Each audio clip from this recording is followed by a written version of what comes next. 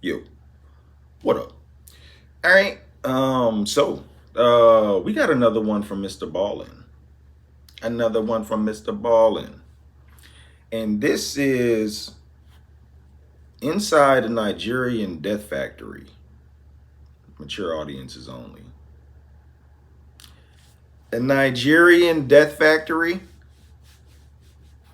Death factory. I mean, Nigerian. Haven't we seen like an American death factory? The what you call it? The Piggy Palace massacre, where he turned people into gummy bears and other different things. That was a death factory. American. But what they be doing in Nigerian death factories? I guess we're about to find out from Mr. Ballin. Let's go. In 2014, a group of young men discovered an abandoned-looking warehouse surrounded by barbed wire in the middle of a Nigerian forest. Today's story is about the absolute horror they found inside of that building. Today's episode is going to be extremely upsetting, extremely graphic. As such, viewer discretion is advised. But before we get into today's story, if you're a fan of the strange, dark, and mysterious delivered in story format, then you've come to the right place because that's all we do, and we upload once or twice every week. So if that's of interest to you, please offer the like button a free session of acupuncture, but as soon as they're lying down, go ahead and administer a full body allergy test. Also, please subscribe to our channel and turn on all notifications so you don't miss any of our weekly uploads. All right, let's get into today's story. He said upsetting. It's going to be upsetting. The warehouse surrounded by barbed wire. Yes. Images. In Nigeria, motorcycle taxi drivers are called Okadas, and in Ibadan, which is one of Nigeria's biggest cities, home to 3.5 million people, there are a lot of Okadas. However, despite their massive numbers, these Ibadan Okadas are actually a fairly tight-knit community made up primarily of young men. And so in early 2014, when 2 of these Okadas went missing, the community immediately found out about it and was really concerned. And when the police did not appear to be doing much to actually go out and find these 2 guys, the community of Okadas decided to launch a search of their own. Basically, as they went about their day, driving around the city, dropping fares off, all of these Okadas would be going down side streets and looking in back alleys and checking all over the city for their missing members. But despite their best efforts, they never could find them. Then, on March 22nd of that year, a third Ibadan Okada vanished. He was a young man named Lanre Sadiku, and unlike the other 2 riders who went missing while they were at home, Lanre went missing while he was working. Lanre was part of a group of Okadas within the city who all kind of met up on the same city street, and that's where they stayed throughout the course of the day, trying to wave down fares as they came up. And so everyone in that meetup point all knew each other, and so they all knew Lanre. And on the day he went missing, they recalled seeing him driving away from this meetup point with 2 passengers on the back of his bike. Now, typically, the rides these Okadas would offer to their passengers were very short. They're only driving them just around the city. And so it was very quickly noticed that Lanre had left and after several hours had still not come back yet. When it was noticed by the other Okadas, they began talking about it and someone said, give him a call, make sure he's okay. And so they called his cell phone and Lanre did not pick up, which was highly unusual, not just for Lanre, but amongst the other Okadas. They always have their phones on because they're looking for new customers and customers could be calling them. And so their cell phone is a vital part of their work. And so his phone is off. They don't really know what to make of that. And then out of nowhere, Lanre actually calls this group of riders. However, he was calling them on his second cell phone. Lanre would keep a work phone and a personal phone. So he was calling them on his personal phone. And so when this other Okada answered the phone and heard Lanre's voice, he put the phone on speaker so the others who were concerned could hear what was going on. And what they heard was Lanre, totally hysterical, screaming into the phone that he needed help. He said that he and 8 other people he was with, who he didn't even know, had been kidnapped, and their kidnappers had brought them to this underground prison cell. They couldn't see anything, but they could hear people walking above them. Lanre also explained that when they had been kidnapped, the captors had taken all of their belongings, but they hadn't recognized that Lanre had this secondary cell phone, which is why he was calling from it. Damn. And so in between Lanre's frantic descriptions of what was going on and what happened to him, these Okadas that received this call, they can hear in the background these other 8 people that are with Lanre in this underground cell screaming out as loud as they can, probably to get the attention of someone, anyone who was above ground who might be able to come down and save them. And so these Okada riders who are getting this call from Lanre, they're horrified and they're trying to calm Lanre down so he can explain where he is so they can go find him. Yeah. And finally, Lanre, he does compose himself and he gives them really specific directions to this footpath that led into the Soka forest where he said he had been taken. The Soka forest was a very dense stretch of wilderness right on the outskirts of Ibadan. Lanre would tell them that he had no idea where specifically in the Soka forest he was. However, he said, if you just keep walking on that path, eventually you'll hear us calling out from underground and you can come and save us. Yeah. And so as the riders turned on their bikes and they got ready to head out and go rescue their friend, they told Lanre to stay on the line. Let us keep talking to you until we find you. But as they're telling him that, his phone abruptly cuts out. And then when they tried calling him back, his phone was off. About 40 Okadas from Lanre's meetup spot took off together and sped down city streets until they hit this major highway that would take them out of the city. And then once they were out of the city, they went down this other road that brought them right towards the Soka forest. And then as this road put them right up against the tree line on their left side of the Soka forest, they all began looking for the 2 burned out cars that Lanre had said marked the beginning of this footpath they were looking for. And so sure enough, they find these burned out cars, they park all their bikes off on the shoulder of the road, and they quickly realize that this really is a footpath only. There's no way they can get their motorcycles onto the path, not only because the burned out cars are blocking their way, but because the path itself is so overgrown with vegetation. I mean, they can barely see the path, let alone drive something through it. And so the men leave their bikes by the side of the road, and then unarmed, they walk past the burned out cars onto this path. And then because it was so narrow, they had to walk more or less in a single file line into the Soka forest. And so as these men are basically marching into the woods, they're not making any sound because, again, they're trying to listen for the sound of their friend and the other people that have been taken captive somewhere underground.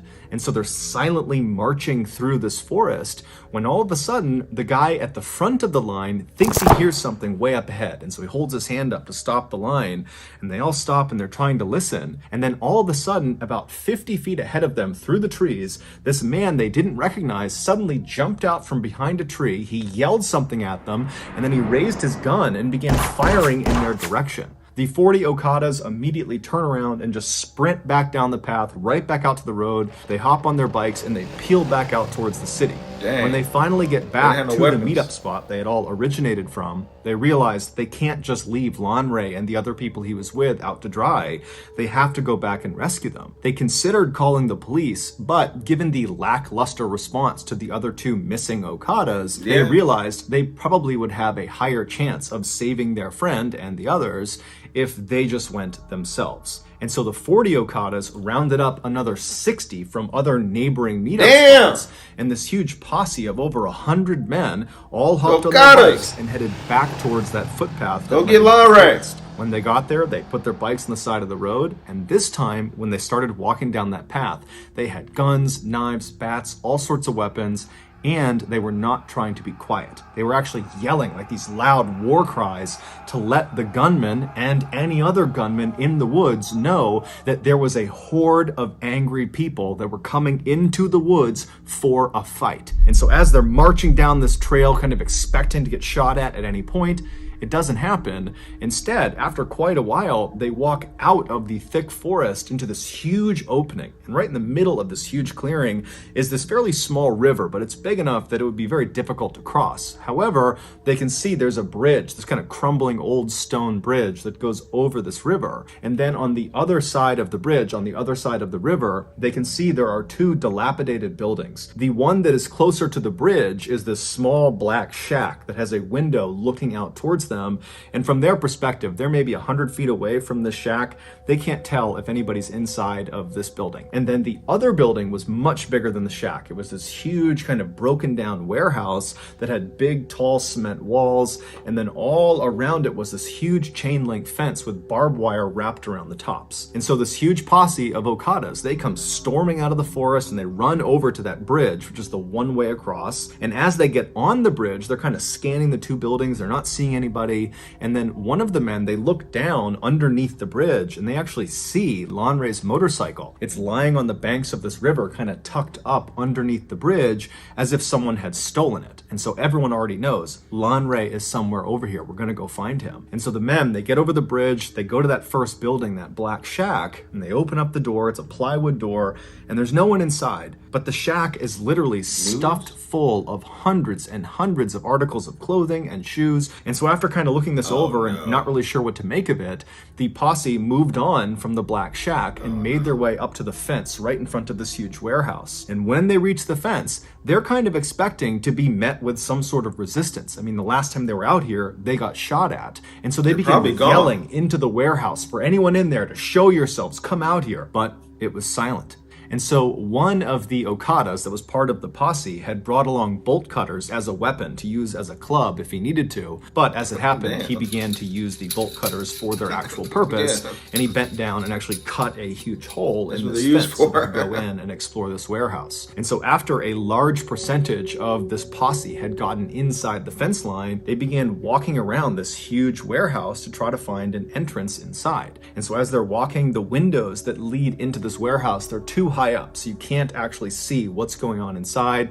It's silent. There's a pretty bad smell, but they don't really know what to make of this. They walk around the structure, and when they get to the very back, they find an entrance. All it is this big rusted piece of tin metal, like sheet metal, that's propped up against a gap in the walls of the warehouse. And so one of the Okadas grabs this piece of metal and he pushes it out of the way. And then as soon as he did that, a few other Okadas quickly stepped through the threshold into the warehouse, preparing themselves to have to fight potentially if there are gunmen or anybody else inside that might want to do them harm. But as soon as they see what is inside of this warehouse, they immediately lower their weapons and just stare in abject horror. According to the locals who lived actually in the forest relatively near where this warehouse was, they said there was actually another way to get to this particular area, to get to the warehouse. There was another path that was very rough, but it was big enough for one vehicle that came in from the other direction. Now, the locals said they didn't use this path at all. They didn't even know where it originated from. But they said for the last 10 years or more, they have seen one vehicle use this road all the time to get to the warehouse.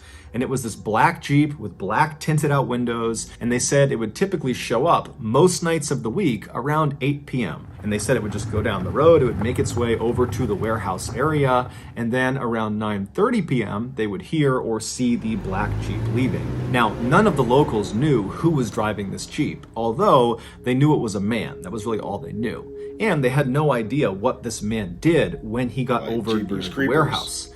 However, for the last 10 years, every time this guy was over near the warehouse from 8 to 9:30 at night, they would typically hear screams coming from that part of the woods, coming from the warehouse. And when the locals brought their concerns to police, the police just kind of blew it off and didn't do anything about it and actually told the people, don't worry about it. Damn, so police! Over the years, the locals had kind of just accepted that this man in his black Jeep and the screams coming from this warehouse were just a part of life. And so no one even reported it anymore. Had the police followed up on the locals' concerns about this Jeep and the screams, they would have discovered that that warehouse was actually a storage facility for a very in-demand and very illegal product. And that man who drove that black Jeep, he would take this illegal product and he would bring it back with him in batches and he would sell it on the black market. When this posse of 100 plus Okadas pulled that metal door aside and they stepped into the warehouse, they were not met with any resistance. Anyone that had been there, any other gunmen or guards or anything anything like that, they had fled when they heard the sound of this massive posse whooping and yelling on their way in. And so as these Okadas are standing inside of this structure, surveying what's in front of them, the first thing they noticed is right in the middle of the structure on the ground is this cement slab. It's about 4 feet by 4 feet, and one corner of this slab was elevated slightly by some rocks that had been placed under it, kind of propping it up, pitching it on an angle. And then Bruh, just what is off it? of the side of the lowest point of the slab was this wooden bowl that had dark stains inside of it that was positioned in such a way that if you put water on the slab, the water would drain off of that corner directly into this bowl. Basically, it was there to catch any runoff from whatever was happening on this slab. Blood. Around this cement slab, all over the dirt floor, were bones, some with meat on them. And then beyond the bones and beyond the slab, all around the perimeter of the inside of this building were extremely malnourished, catatonic people chained up to the walls. These people were the highly in-demand, highly illegal product. More specifically, their body parts were the product. In Nigeria, a stunning number of people believe that certain magic potions and charms will grant you wealth and success, and in some cases, infinite life. But the catch is, the herbalists who will perform the magical rituals and give these potions and charms to people that pay for them, they often require human body parts for them to work. And so human body part factories, like this warehouse in Soka Forest, were established in order to meet the high demand of people that needed these parts. And so the way it's believed it worked at the Soka Forest warehouse was the man in the black Jeep. He would get orders from people that wanted specific body parts for their magical potions and charms and whatever else they needed, and he would make a list of those parts, and then at 8 p.m. he would show up at the warehouse and he would communicate with the people that worked at that warehouse, and they would determine out of all the captives they had who had the parts they needed. And then after figuring out which captives were going to be used that night, they would go into the main section of the warehouse, and one by one they would unchain these people, they would drag them to the center of the room, and in full view of all the other captives, they would put them on the slab, known as the slaughtering slab, and they would hack off the required body parts, and they would bag them up, put them in coolers, and then the man with the black Jeep, he would take those parts and he would leave, and then the person who's just been butchered, if they were still alive and might have a chance of surviving, they'd just be brought back to the wall and chained up again. If they did not have a good chance of survival, then they'd be brought to the very back of the warehouse in the back rooms where they would be discarded. Now, the means of execution varied, but in the back rooms of this warehouse, they found a makeshift guillotine, which cuts off people's heads, and they also found a large crocodile that was chained up. Oh my God! Those were at least two of the methods used to discard of the people they could no longer harvest organs from. After the Okadas kind of broke out of their initial shock of what they were seeing inside of this warehouse, they went around and began freeing people that were still chained up to the walls. And in total, there were 23 people that were still barely alive, still inside of this warehouse, but none of them were Lanre Sadiku. And then after checking all of the dead bodies and body parts that were inside of the warehouse, and then also right outside, where there were a number of shallow mass graves, they couldn't find Lanre amongst them either. And so this huge posse began looking all over the property for an entrance to this underground prison that Lanre had described being in. But they couldn't find it, and so eventually this posse made their way back over to the survivors who were being tended to by locals that had come over, and they asked the survivors, are you aware of any underground prison cells somewhere around here where other people were being held? But the survivors either didn't know or just were unable to speak anymore. And so later that day, when the police did come out, because word got out about this huge find in the forest, the posse went to the police and begged them to please begin digging up this entire property. We need to find the entrance to this underground prison cell. Lanre and 8 others, and who knows how many others beyond them, are trapped underground in these cells, and we got to get to them. But the police just kind of refused and immediately just demolished the warehouse. And then after kind of cordoning off that area for a couple of days, the police basically just left and stopped caring about it altogether. And so the Okadas once again came The together police as are a in on it. community and would spend the next several weeks going back out to this forest and just manually begin digging up all over this entire property in hopes of finding their friend and the rest of these people that were trapped underground. But they never did. And so we don't know what happened to Lanre and the other people who were trapped in that underground cell. We don't know what happened to the other two Okada riders who went missing right before Lanre did, although it's generally assumed they most likely were kidnapped as well and probably met a similar fate. We also have no idea how many people were butchered inside of the Soka Forest warehouse. However, given the massive amount of clothing and shoes inside of that black shack, it's believed the total number of victims is easily in the hundreds. No one has ever been officially held accountable for the atrocities that took place in the Soka Forest. However, a couple of days after the warehouse was discovered by the Okada posse, the posse was back digging, looking for Lanre, when they discovered there was this man who was there who was kind of walking around, acting suspicious, and Get so him. the posse confronted him, and it would turn out this guy had several human tongues in his pockets, along with dozens and dozens of cell phone SIM cards. What? And so, assuming he was part of whatever happened there, Get the him. Okada posse proceeded to kill the man on site. Oh, Later no. on, a woman who was a survivor from the warehouse Okay. would tell reporters how she got kidnapped.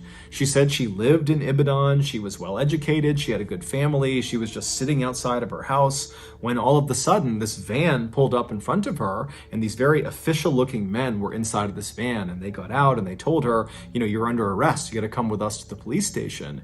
And the woman was so confused, but the men were very professional and seemed very convincing, and so she got inside the van, they shut the door, and they drove off. And very quickly, once she was inside of the van and couldn't go anywhere, she realized they were not police, she had been kidnapped, and within the hour, she, along with several other people who had probably been kidnapped in the same way, were stripping their clothes off right outside of that black shack on the other side of the river, and they were told to put their clothes and belongings inside of the shack while they were being held at gunpoint, and then once they were naked, they were promptly marched into that warehouse where virtually everyone around her would be butchered and killed.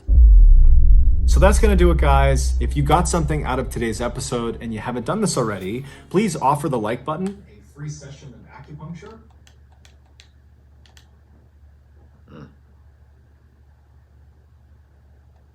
The police were useless.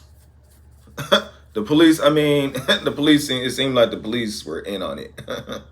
Those police. I mean, how could you just ignore all the missing people? The Okada riders, yeah, they were missing, but I imagine it seemed like there were hundreds of other missing people that the police were just ignoring. I mean, come on. Oh my God. I mean, they would have to be in on it for that to just be able to continue. Man. And I don't know if the dude, I don't know if the dude with the tongues and the SIM cards had anything to do with it. He'll, but regardless, those were somebody's tongues. I was like, just get him. Just, apprehend him. This ain't. This is a different place, Frank. They took him out on the spot. Man. They took him to court on the spot. Guilty. Man. What was he doing there? He probably, man. Yeah. I don't know. Man. So you got a group of Okada riders. It's a close-knit group. One of them go missing. They all like, where Jimmy at? He's supposed to be. He went to. That's a close knit group for as many. It's hundreds of them. Hundreds. Man. And I guess 2 or 3 went missing Well, then the final one went missing. I forgot his name, but they went riding for him, like 60 of them. No, like 40 of them, I think Mr. Ballen said. But they didn't have no weapon. Somebody come out shooting. I mean, yeah, it's 40 men versus one with a gun. Yeah, none of them are armed. Yeah, they probably got to go. You got to go get some reinforcements. But they was right back with 60 more. But I think in that amount of time that they went to go get reinforcements, they dipped out you know, whoever it was. Nobody was found, held accountable. They didn't do. I guarantee you, there was no investigation by the police. I mean, like I said, they had something to do with it. They had something to do with it. Man, that's horrible. I mean, that's like a horror movie, like Hostel or something. It's but they're selling people's body parts, and it's like they just got people. They got people chained up to the walls. And whenever somebody needs a body part, not for like medical reasons, for some type of witchcraft stuff. Huh? Really? The market's that big to where you need to have a warehouse full of people chained up to the wall just in case somebody wants something? It's like an Amazon warehouse of people. Somebody put an order in on Amazon, then that's the Amazon truck, the black Jeep. He goes and gets the product. Like, what the heck is going on? Man, that's scary to think about. It's probably that does exist. You would but I didn't think that it would be for like I thought medical reasons. Somebody need a heart, somebody need a liver, or all type of stuff. You know what I'm saying? But for like yeah, I don't know, for potions and magical reasons and all that other stuff. I don't know. I don't know. That's scary. That is scary to think about, man. And then if they took a body part, if you were going to survive, if they thought you were going to survive, you know what I'm saying? I'm guessing if the body part they took wasn't didn't wasn't life threatening, they just put you back on the wall. But if you weren't going to survive, you would either get the guillotine or you would get the crocodile. Huh? Why would you have a crocodile back there? I don't understand. Was it in the water? It was just back there on some dry. It was just back there waiting to get fed. Man, a crocodile. That's like I didn't expect to hear it. I didn't expect to hear that crocodile. I think we heard was it Nigeria? There was a crocodile on a plane. Man, yeah, that was disturbing, upsetting. All of them, MrBallen. That was all of them. It's right up there with the Piggy Palace massacre. Right up there with the Piggy Palace massacre. I imagine some of the body parts got ate too. I imagine some of the body parts that they chopped off and got consumed like gummy bears. But yeah, man.